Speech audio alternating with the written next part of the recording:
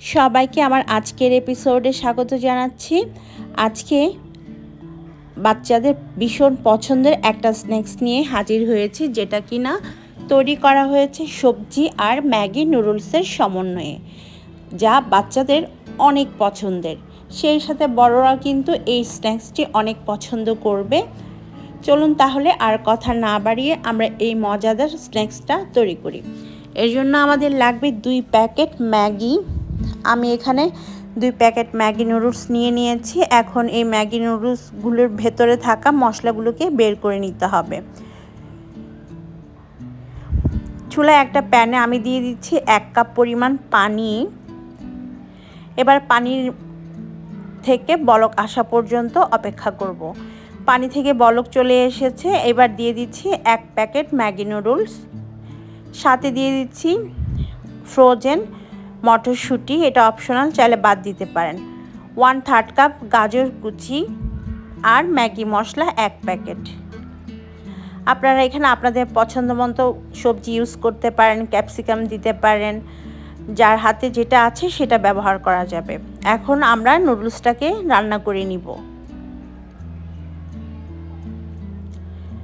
নুডলসটা যখন সেদ্ধ হয়ে পানিটা একদম শুকিয়ে যাবে, ঠিক এরকম অবস্থায় চলে আসবে। দেখতে পাচ্ছেন পানিটা একদম শুকিয়ে গিয়েছে আর নুডলসটা পুরোপুরি সেদ্ধ হয়ে গিয়েছে। তখন নামিয়ে হালকা একটু ঠান্ডা করে নিতে হবে।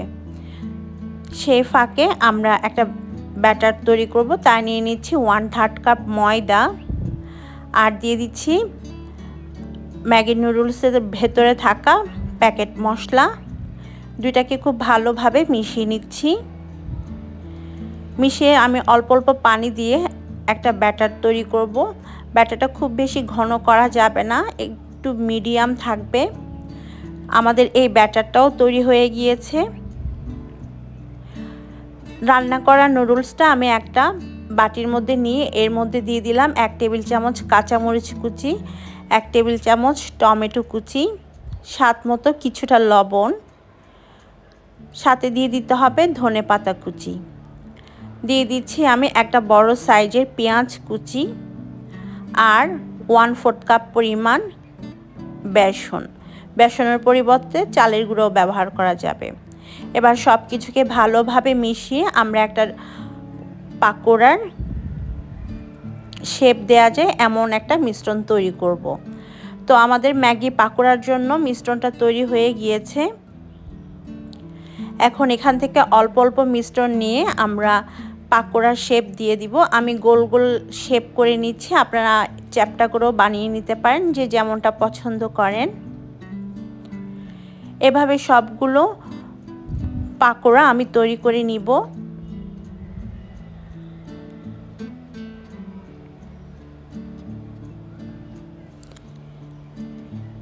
সবগুলো পাকোড়া আমার তৈরি করা হয়ে গিয়েছে। এখন এগুলোকে আমরা কোটিং করব। আজকে কোটিং করার জন্য আমি ব্যবহার করব ম্যাগি নুডলস। তাই 1 প্যাকেট ম্যাগি নুডলস আমি একদম গুঁড়া করে নিয়েছি। দেখতে পাচ্ছেন একদম মিহিভাবে গুঁড়া করে নিতে হবে এই রেসিপির জন্য। এই ম্যাগি নুডলসটাকে এভাবে গুঁড়া করে নেবেন। প্রথমে আমরা যে ময়দার মিশ্রণটা তৈরি করেছি সেখানে পাকোড়াগুলোকে খুব ভালোভাবে ডিপ করে নিতে হবে। তারপর ব্রোকেন ম্যাগি নুডলসের মধ্যে ভালোভাবে কোট করে নিতে হবে। ব্যাস তৈরি আমাদের পাকোড়া। এভাবে করে সবগুলো পাকোড়া আমি বানিয়ে নিব। খেয়াল রাখবেন কোনো অংশ যেন ফাঁকা না থাকে। সেমভাবে আরও একটা করে দেখাচ্ছি। প্রথমে আমরা ময়দার ব্যাটারের মধ্যে ভালোভাবে ডিপ করে নিব, তারপর নুডলসের মধ্যে ভালোভাবে কোট করে নিতে হবে। খুবই সিম্পল একটা জিনিস। আর এভাবে করে আমি সবগুলো পাকোড়া তৈরি করে নিয়েছি। এবার এই পাকোড়াগুলোকে ভাজার পালা। ভাজার জন্য আমি এখন চলে যাব চুলাতে। আগেই আমি তেল গরম করতে দিয়েছি। আর ভাজার ক্ষেত্রে তেলটাকে ভালোভাবে গরম করে নিতে হবে। তেল যখন ভালোভাবে গরম হয়ে আসবে তখন আমরা পাকোড়াগুলো তেলের মধ্যে দিয়ে দিব। এখন মিডিয়াম হিটে এই পাকোড়াগুলোকে গোল্ডেন করে ভেজে নিতে হবে। তো আমি লালচে করে ভেজে নিব। এক পাশে হয়ে গেলে পাকোড়াগুলোকে অন্য পাশে উল্টে দিতে হবে। আর উল্টে পাল্টে একদম লালচে কালার আসা পর্যন্ত ভাজতে হবে। এই পাকোড়াগুলো বা ম্যাগি বলগুলো খেতে অনেক মজা, বাচ্চারা খুব পছন্দ করে। এছাড়া বড়দেরও এটা অনেক ভালো লাগে খেতে। তো খুব সুন্দর লালচে কালার হয়ে এসেছে আমাদের পাকোড়াগুলোর। এখন আমি এগুলোকে তেল থেকে তুলে নিব।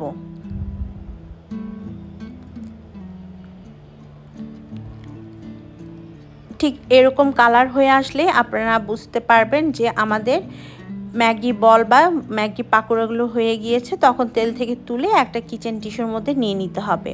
এভাবে সবগুলো ম্যাগি বল আমি ভেজে নিব। ব্যাস তৈরি হয়ে গিয়েছে আমার আজকের রেসিপি ম্যাগি বল বা ম্যাগি পাকোড়া। আশা করছি আজকের পর্বটি আপনাদের কাছে ভালো লেগেছে। ভালো লাগলে আমার চ্যানেলটাকে সাবস্ক্রাইব করতে পারেন, সেই সাথে পাশে থাকা বেল বাটনটিও প্রেস করে রাখবেন। এতে করে যে কোনো রেসিপি আপলোড করলে তার নোটিফিকেশন আপনাদের কাছে চলে যাবে আর আপনারা দেখে নিতে পারবেন সবার আগে। বিদায় নিচ্ছি, সবাই অনেক ভালো থাকবেন আর ফেসবুকে আমার পেজটাকে ফলো দিয়ে রাখবেন। আল্লাহ হাফেজ।